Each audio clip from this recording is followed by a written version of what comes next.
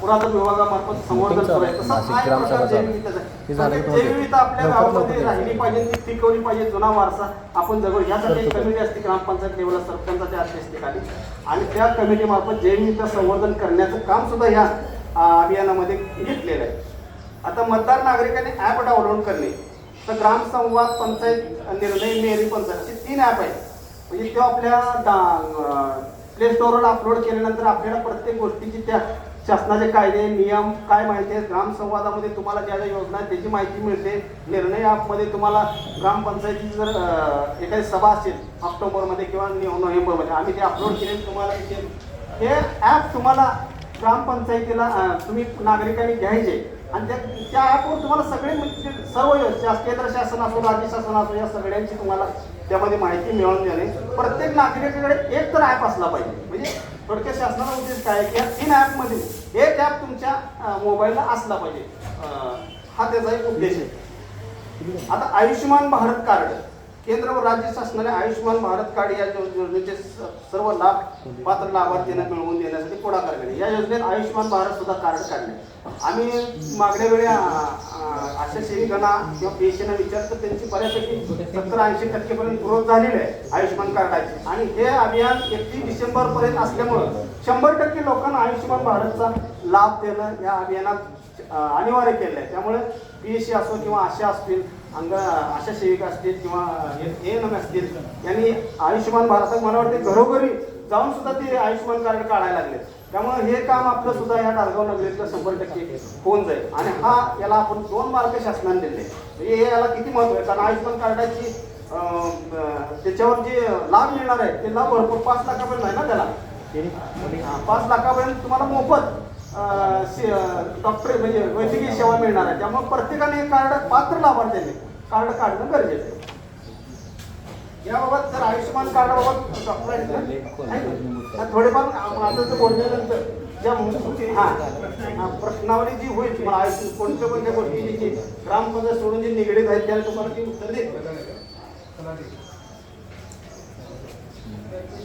आता अनिवार्य बाबीवरील तरतूद आणि खर्च. आता ग्रामपंचायतीमध्ये 5% अपंग कल्याण, 10% महिला बाल कल्याण आणि 5% मागासवर्गीय उन्नत असा जो आपल्या बजेटनुसार जो खर्च असतो तो खर्च 31 डिसेंबरपर्यंत करणं गरजेचं आहे. आणि तो पंचायतीचे आम्ही सगळे कोणी घेऊन ज्या गोष्टी आपल्याला ह्या तिन्ही गोष्टीवर खर्च करा त्याची नियोजन करून 31 पर्यंत हा खर्च सुद्धा आपला होऊन जाईल. दिव्यांग ओळखपत्र, सर्व पात्र दिव्यांगांना ओळखपत्र मिळवून दिले. आता दिव्यांगाची संख्या आपल्याकडं जवळपास किती आहे सर? नाही माहिती नागेश किती आहे? दिव्यांग सध्याला 42 दिव्यांग आहेत. आता 42 दिव्यांगांना UID कार्ड आता आले. ते कार्ड देणं गरजेचं आहे, कारण त्याला ते कार्ड दिल्यानंतर ज्या लाभ दिव्यांगाचा त्याला थोडं मिळणार आहे. आपण त्याचा कॅम्प पण लावणार आहे. ज्यांनी काढला असेल ह्यातून थोडेफार लोकांनी पण काढला असेल, परंतु ज्यांनी काढलं नाही त्याचा कॅम्प लावून ते कार्ड काढण्याची व्यवस्था पंचायतीमार्फत करण्यात येणार आहे. करपट्टी व कर वसुली हा सगळ्यात मोठा विषय आहे. मोहीम कालावधीपर्यंत ग्रामपंचायत घरपट्टी व पाणीपट्टी इतर कराची चालू थकबाकी वसूल करणे, त्यासाठी QR कोडचा वापर करायचा. म्हणजे सक्षम पंचायत. तुम्ही आता तुमच्याकडं प्रत्येकाकडे मोबाईल आहे, UPI आहे, फोनपे आहे, गुगल पे आहे. जे तुम्ही कर भरणा करणार आहे तो कर भरणा हा तुम्हाला QR कोडनं करायचा. म्हणजे शासनाचा उद्देश काय आहे की लोकांच्या मध्ये ही जागरूकता केल्या की UPIचा वापर करतात, फोनपेवरून ऑनलाईन पेमेंट करतात, हा शासनाचा उद्देश आहे. आणि सगळ्यात महत्त्वाचं म्हणजे आपल्या कर वसुलीमध्ये 30 सप्टेंबरपर्यंत जर तुम्ही कर भरणा केला तर त्याला 5% सूट आहे. म्हणजे एखादी 1000 रुपये जर तुमची घरपट्टी असेल तर 50 रुपयेपर्यंत त्याला सूट दिली जाते. आणि ही 30 सप्टेंबर आहे. 30 सप्टेंबर झाल्यानंतर तुम्हाला सूटचा लाभ मिळणार नाही. परंतु कर वसुली आपल्याला 31 डिसेंबरपर्यंत 80% करायची. त्यामुळे मी एक आवाहन करतो की सर्व ग्रामस्थांना, आमच्या सर्व पदाधिकाऱ्यांना की 31 डिसेंबरच्या आत आपल्या पंचायत थकबाकीसह वसुली 80% होणं गरजेचं आहे. तर ह्याला आपल्याला 4 मार्क मिळणार. त्यामुळे सर्वांचं जे पंचायत सदस्य असतील, आमचे कर्मचारी आहेत, मी स्वतः याचं एक लक्ष आहे की 80% आपली वसुली करणं हे टार्गेट आहे आपल्याला. लोकवर्गणीमधून निधी उपलब्ध करून लोकांवेगळी सोयी सुविधा उपलब्ध करून देणे. आता यामध्ये जो 1,000 लोकसंख्या जर असेल त्याला 2 लाख उद्दिष्ट, 1,000 पेक्षा जास्त लोकसंख्येला 2 लाखाची उद्दिष्ट दिले. म्हणजे या अभियानाच्या काळामध्ये 2 लाखापर्यंत मग तुम्ही लोकवर्गणीतून वृक्ष लागवड करा, लोकवर्गणीतून एखाद्या रस्त्यासाठी काम करा, एखाद्या लोकवर्गणीतून तुम्ही स्वच्छतेसाठी काम करा, किंवा एखादी तुम्ही काही जर लोकवर्गणीतून एखादा समाजोपयोगी उपक्रम केला, मूल्य होणार, त्या मूल्य हे आपलं 2 लाखापर्यंत असलं पाहिजे. ते 31 डिसेंबरच्या आत आपल्याला मग काय NGO संस्था असतील, काय डोनर असतील, अशा संस्थेमार्फत जर आपण कार्यक्रम घेतले तर 2 लाखापर्यंत आपल्याला ते काम आपल्याला करायचं आहे. तर त्याला आपल्याला 2 मार्क आहे.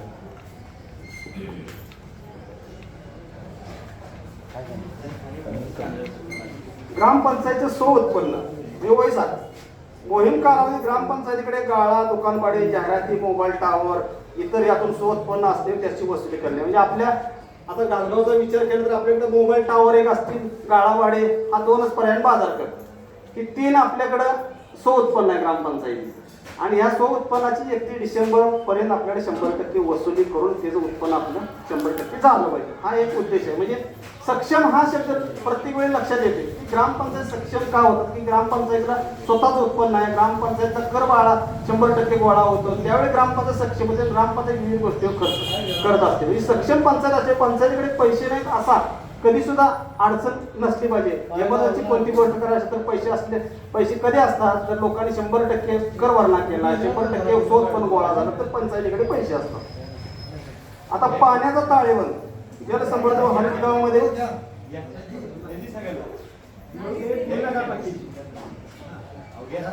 पाण्याचा ताळेबंद. आता पाण्याचा ताळेबंद म्हणजे आपण एक बजेट तयार करतो.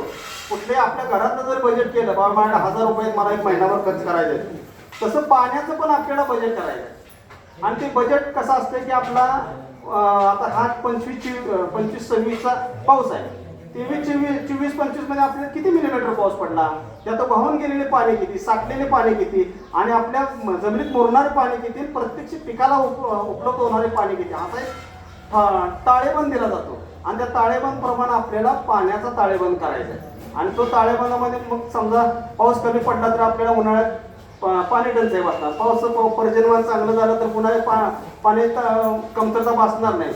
काही वेळी ह्या ताळेबंदामध्ये तूट सुद्धा येते पाण्याची, कारण आपल्या पाण्याची गरज किती आहे आपल्याला, आणि आपल्याला पडणारं पाणी आणि उपलब्ध असणारं पाणी याचा मेळ ज्यावेळी गाठला जातो तेव्हा ते पाण्याचा ताळेबंद होतो. तेव्हा काय तुटीचं सुद्धा तुमचा ताळेबंद आहे, मग त्यावर काय मार्ग काढायचे.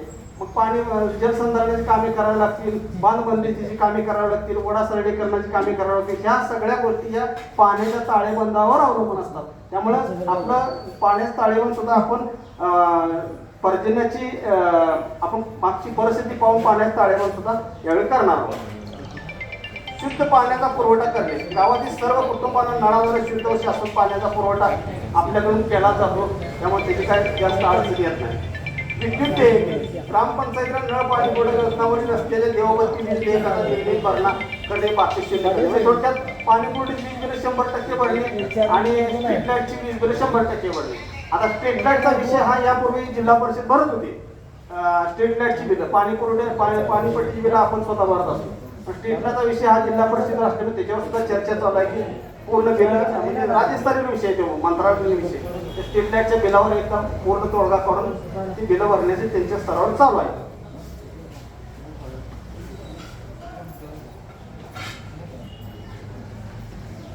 पिण्याच्या पाण्याचे स्त्रोत बळकटीकरण करणे.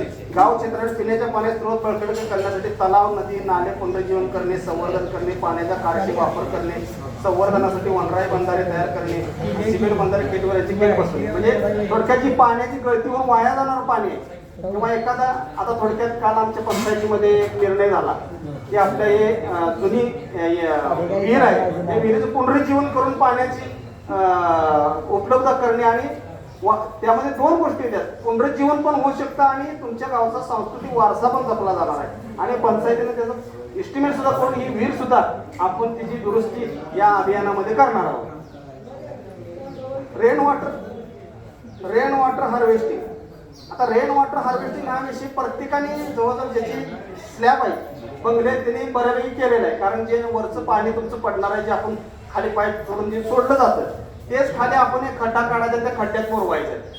आज जर ह्या ठिकाणी जवळजवळ ज्या स्लॅब असतील किंवा जशी पत्र्याला हा ब्रॉड आपण गटर म्हणजे ते पाईप आणू शकतो, परंतु जी स्लॅब आहे स्लॅबच्या लोकांनी जर सगळे पाणी जर तुम्ही एक खड्डा काढून त्यात मुरवलं तर आपल्या गावात त्याचं जर कॅल्क्युलेशन केलं तर तुम्हाला चांदोरे सर एका वेळेस सांगतील त्याची माहिती किती एक इमारत किती पाणी संचय करू शकते, जमिनीत मुरवू शकते.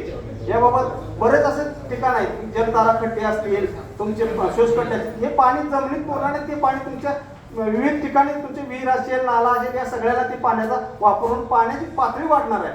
यासाठी प्रत्येक RCC वाल्यांनी मी सांगतो, मी आवाहन करतो की RCC जे घर आहेत त्यांनी जास्तीत जास्त वापर या छतावर पाणी संकलनाचा करावा आणि त्याची काय जी फोटोग्राफी असेल ती पंचायतीला द्यावी. कारण त्याचा तुम्हाला म्हणजे त्याचा फायदा आहे, कारण ते पाणी तुम्ही मोकाट सोडून देणार आहे. ते पाणी तेच जमिनी जर मुरवलं तर ते गावासाठी उपयोगी पडणार आहे.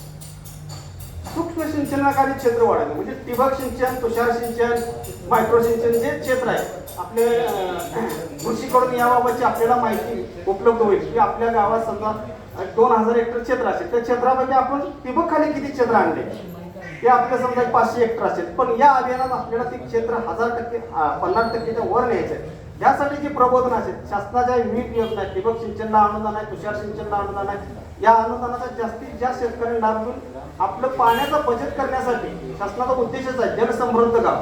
का जलसमृद्ध गाव घेतले? कारण ह्या पाण्याचा अपयोग कमी करण्यासाठी या आपल्याला ह्या सूक्ष्म तुषार सिंचनाचा वापर करायचा आणि ते ह्या 31 डिसेंबरच्या आत आपलं मूळ किती आहे, आपण किती अचीव केलं हे एक आपल्याला ताळेबंद त्याचा ठेवायचा.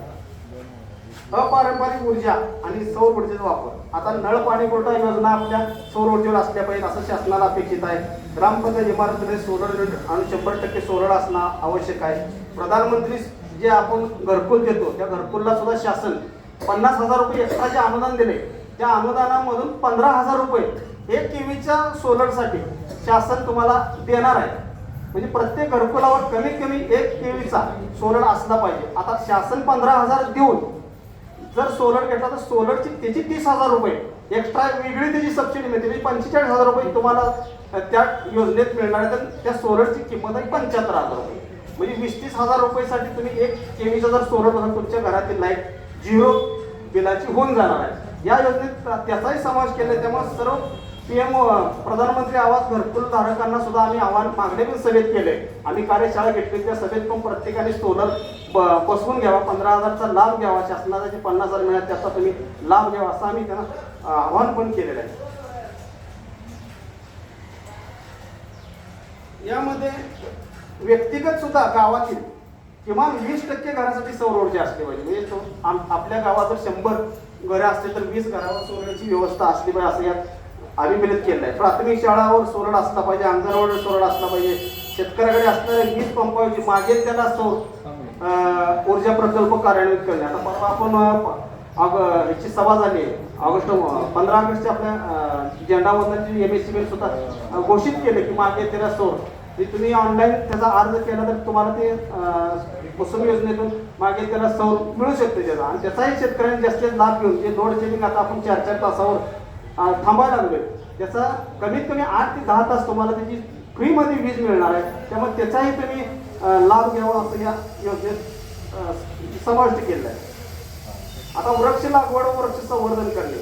आता अभियान काळात एक आपली लोकसंख्या 5,350 आहे तर आपल्याला 5,350 वृक्ष लागवड करायची. मग ते वैयक्तिक करा, सार्वजनिक करा, कुठेही करा, पण एक व्यक्ती एक झाड या अभियानाचा उद्देश आहे. त्याला 2 मार्क दिले. म्हणजे पर्यावरण संवर्धन यामध्ये आहे. म्हणजे बऱ्याच योजना एकत्रित या अभियानात घेण्यात आलेल्या आहेत.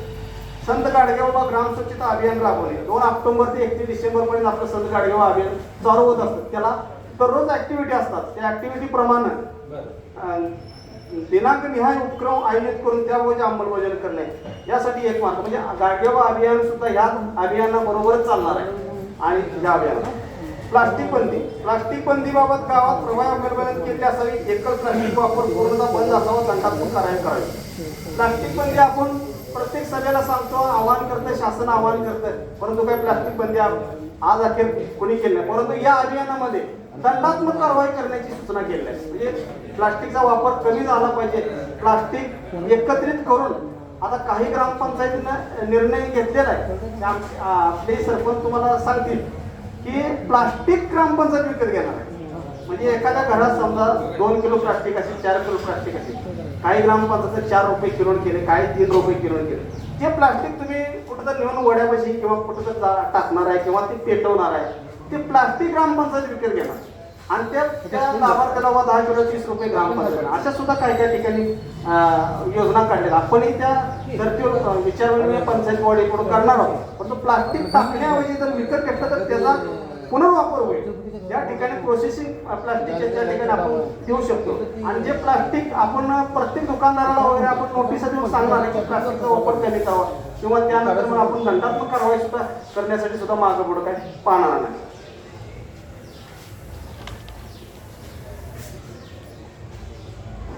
घन कचरा व्यवस्थापन, यामध्ये ओला कचरा आणि सुका कचरा. आता आपली घंटागाडी प्रत्येक आपल्या गावात फिरते, तर आपण ओला कचरा आणि सुका कचरा म्हणजे तुमचं प्लास्टिक, बाटली, कचरा, काच, कागद, हा सुका कचरा काय दररोज तयार होत नाही. आठवड्यातून 1-2 दिवस तयार होत असतो. आणि ओला कचरा मात्र तुमचा दररोज तयार होत असतो. म्हणजे तुमच्या भाज्याची, तुमचे शेळ्या अन्न हे सगळं ओला कचऱ्यामध्ये येतं. फक्त आपल्याला काय करायचं आहे की ओला कचरा आणि सुका कचरा वेगळा टाकायचा आहे.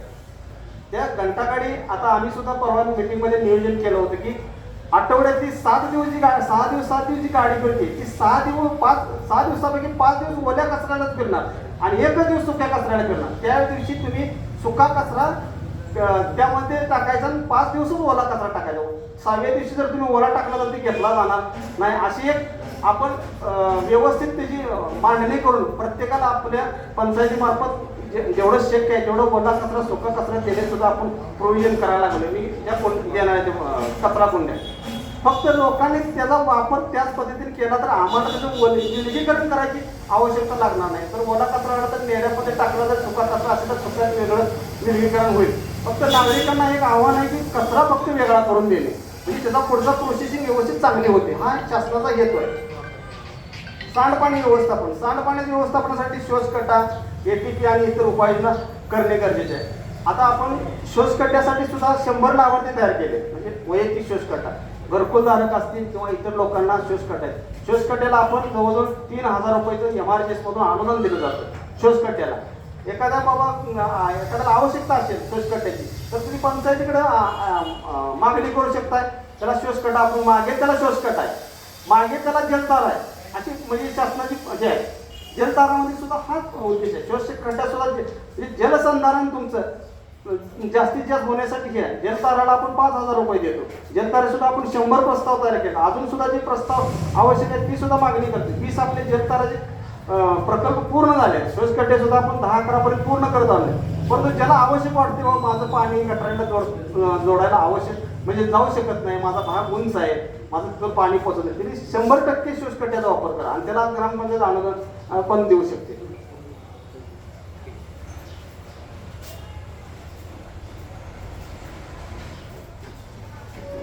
आता महात्मा गांधी MRGSची म्हणजे रोजगार हमीची आपल्या गावातील 50 मजुरांना 90 दिवस काम दिले पाहिजे. म्हणजे जे 50 मजूर आहेत त्यांना 90 दिवसापर्यंत आपण काम दिलं पाहिजे.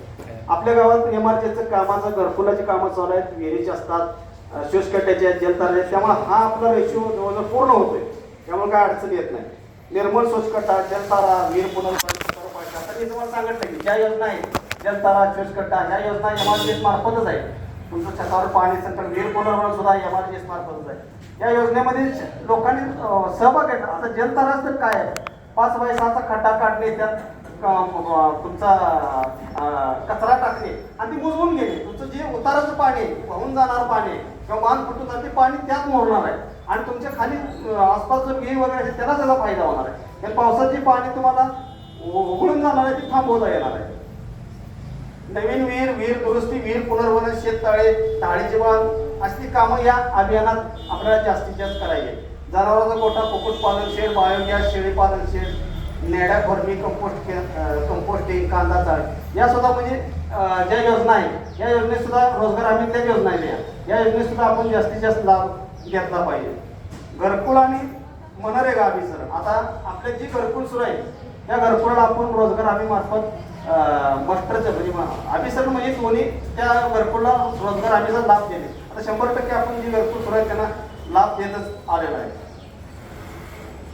मग ग्रामपंचायत सक्षमीकरण, ग्रामपंचायतमध्ये मीटिंग हॉल असणं गरजेचं आहे, प्रतीक्षालय असणं गरजेचं आहे, सरपंच उपसरपंच ग्रामपंचायत यांना स्वतंत्र बैठक व्यवस्था यामध्ये अपेक्षित आहे. सर्व योजनांचे फलक असणे गरजेचं आहे. ग्रामपंचायत रंगरंगोटी सूचितकरण गरजेचं आहे. दर्शनी बाबा योजनेचे फलक ह्या गोष्टीला 6 मार्क आहेत. म्हणजे या गोष्टी आपण करू शकतो. म्हणजे ज्या योजनेचे बोर्ड आपल्याकडे असणं, आपल्याला ज्या प्रत्येकाला वेगळं रूम असणं, म्हणजे सरपंच वेगळी, उपसरपंच वेगळी, ग्रामपंचायत अधिकारी वेगळे, कर्मचारी वेगळे, अशाच तो या सक्षम पंचायतीमध्ये त्यांचा सहभाग घेतलेला आहे. आता दुसरा मुद्दा आहे शाळा सुविधा सक्षमीकरण, गावातील सर्व शाळा डिजिटल करणे, मुला मुलींसाठी स्वतंत्र स्वच्छतागृह, पिण्याच्या पाणी सुविधा करणे, पोषक परसबाग असणे, सोलर युनिट कार्यान्वित करणे, बोलक्या भिंती इत्यादी सुविधा असणे, सर्व शाळा डिजिटल करणे, पिण्याच्या पाणी सुविधा देणे, मुलांच्या संख्येच्या प्रमाणात मुला मुलींना स्वतंत्र व्यवस्थागृह असणे, हँडवॉश स्टेशन असणे, रंगरंगोटी शाळेला असणे, परसबाग असणे, माध्यान्ह पोषण अंतर्गत किचन व्यवस्था असणे, सर्व वर्गात CCTV असणे, संरक्षित असणे, अशा गोष्टी सगळ्या शाळेच्या ह्या अभियानात धरलेल्या आहेत. ज्या ज्या शाळेला आवश्यक आहे त्या अभियानात आपण करण्याचा प्रयत्न करतो. काही शाळांना आहेत, काही शाळांना नाही, परंतु त्यांचा आढावा पण आपण शिक्षकांचा घेतलेला आहे. काही शाळांना नसेल त्या ठिकाणी त्याची प्रोव्हिजन पण करण्याची व्यवस्था सुरू केली. अंगणवाडी सुविधा म्हणजे अंगणवाडी सुद्धा डिजिटल असणे, असणे, स्वच्छतागृह, पिण्याच्या पाण्याची सुविधा, पोषक परसबाग असणे, सोलर युनिट कार्यान्वित असणे, बोलक्या भिंती रंगवणे, या सुद्धा आपण परवा अंगणवाडी त्यांच्या सुद्धा परवाच्या बैठकीमध्ये आपण त्यांना सांगितलं तुम्हाला ज्या सुविधाचे अभाव आहे, त्यांनी ज्या पंचायतीकडे आज सादर करत त्या सुविधा जास्तीत जास्त पंचायत पुरवण्याचा प्रयत्न करेल.